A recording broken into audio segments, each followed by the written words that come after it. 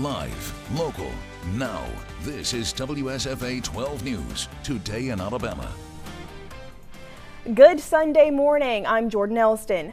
This morning's top stories are just seconds away, but first, WSFA First Alert meteorologist Lee Southwick is tracking your Sunday forecast. Good morning, Lee. Good morning, Jordyn. It's going to be another beautiful day. It's a beautiful start. Here's a look over Wetumpka. We're going to see some of those blue skies and those fair weather clouds today. It's going to be a little bit warmer today, though. So let's take a look at what our temperatures are doing for us as of right now. In the capital city, we're at 66, Camden 66, Monroeville 63, Andalusia, Troy, Union Springs all sitting in the mid-60s. Down in Dothan, Eufaula, Auburn, Alex City, all in the mid-60s. Now today we are going to get a little bit warmer than we were yesterday. So yesterday most of us stayed in the 70s. Some of you reached the low 80s. Well, today I think pretty much all of us are going to reach the mid-80s. So it's not sweater weather. Don't grab your long sleeves before heading out the door. But some cooler weather will come back. Don't be afraid. A little bit of rain might come before that cooler weather, though. So I'll have all those details coming up in just a couple of minutes. Jordyn?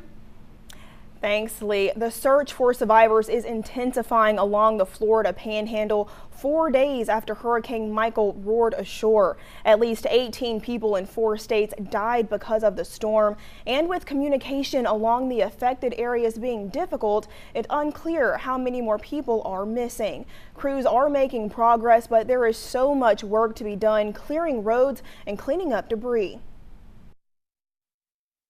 As you've seen around here, the devastation has been complete. The same thing is for us. A lot of our homes, a lot of our families have been displaced. Homes have been destroyed.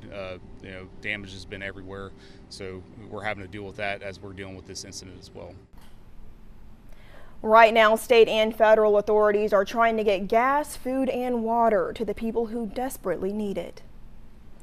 Michael also caused significant damage to southeast Alabama, which led to tens of thousands of homes without power. And for some, the wait for power to be restored could last for days. In the hardest hit areas, it could be next weekend before the lights are back on.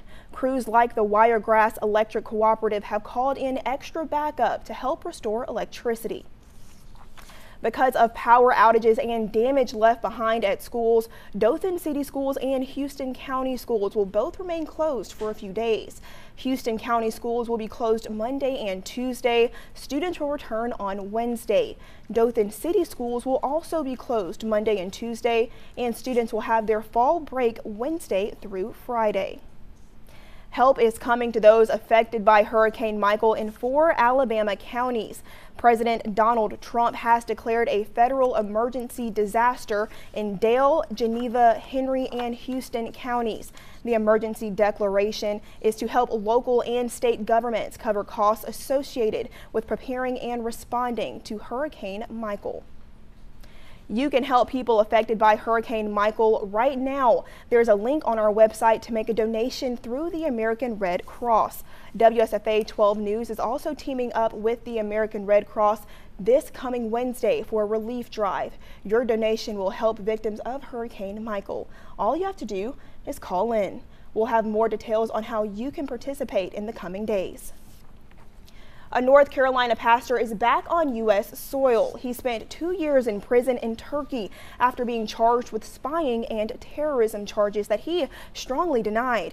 His first stop in the U.S., the White House. NBC's Chris Pallone has the details. Back on U.S. soil, Pastor Andrew Brunson went straight to the White House. The North Carolina native and his wife Noreen met with President Trump and administration officials in the Oval Office. They fought so hard for you. They wanted you out. Brunson was leading a small church in Turkey when he was arrested in 2016. His freedom became a top cause for government officials and American faith leaders. And we especially want to thank the administration. While expressing his thanks Saturday, Brunson asked the president if he could pray for him.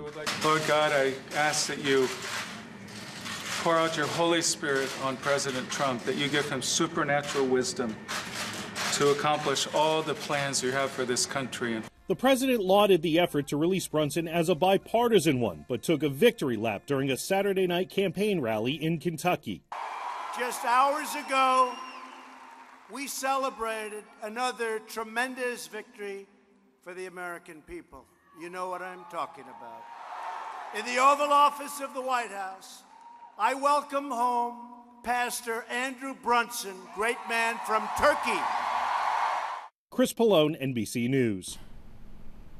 While the president tweeted there was no deal cut for the pastor's release, senior administration officials told NBC News the U.S. has committed to easing some economic pressure it had placed on Turkey before Brunson was released. New this weekend from Lee County, the City of Auburn's Industrial Development Board is purchasing a 40,000 square foot facility for the relocation of the food bank of East Alabama. IDB will sell the building to the food bank for $900,000. The new facility is located at 355 Industry Drive, adjacent to the food bank's existing location at 375 Industry Drive, and will give the food bank room to expand. They've been running out of room for a while in their building. They have their amount of people that they are needing to serve, and their need has been growing, but they didn't have enough space to house the food that they needed to house.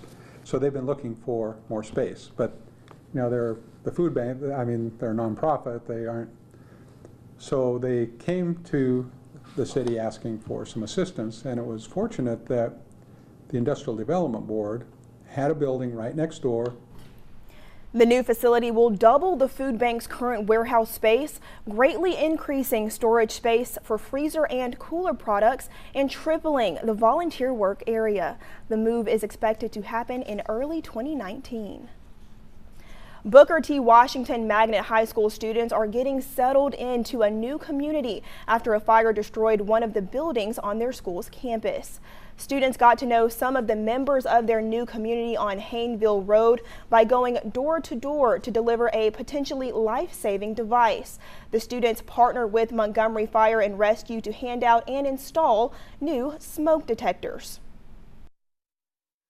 Having a working smoke alarm in your house is the #1 thing that you can do to protect your family and yourself in case of a home fire. And so just a chance to be able to give those away for free, that's just a life-saving opportunity that we want to be a part of. We've had a fire happen to us, and it's pretty devastating, and we don't want anyone else to experience those kinds of feelings. Montgomery Fire and Rescue brought along several hundred smoke detectors, hoping to install them to any home that needed one. Well, we've been seeing some cooler mornings. WSFA First Alert meteorologist Lee Southwick will be back after the break with your forecast. That's coming up next.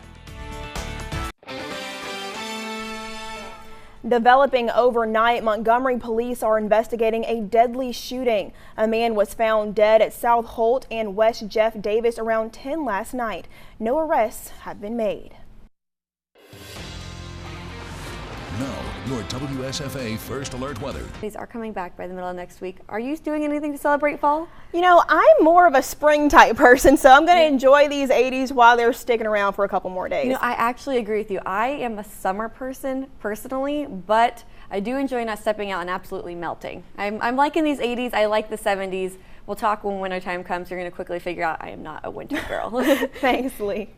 We'll take a short break, and coming up in sports, we've got all your scores and highlights from around college football, including from Alabama's homecoming win over Missouri. Plus, it'll be a weekend the Auburn Tigers won't want to remember. We'll hear from Coach Gus Malzahn about his team's loss to Tennessee next. Still more to cover after the break. Is a fountain of youth too good to be true? Well, maybe not. At least that's according to a group of scientists who say they might have the cure for getting old. More on that in a moment. Plus, a new report is showing a concerning trend in the number of vaccinations being administered to children. Details when we return. Exciting research, but for now, plenty of exercise and a diet rich in fruit and vegetables are your best bet for aging well. New reports from Centers for Disease Control and Prevention show the percentage of young children who do not get vaccinated is still on the rise. The number of completely unvaccinated kids rose from 0.9% born in 2011 to 1.3% born in 2015. Uninsured children and those on Medicaid were leading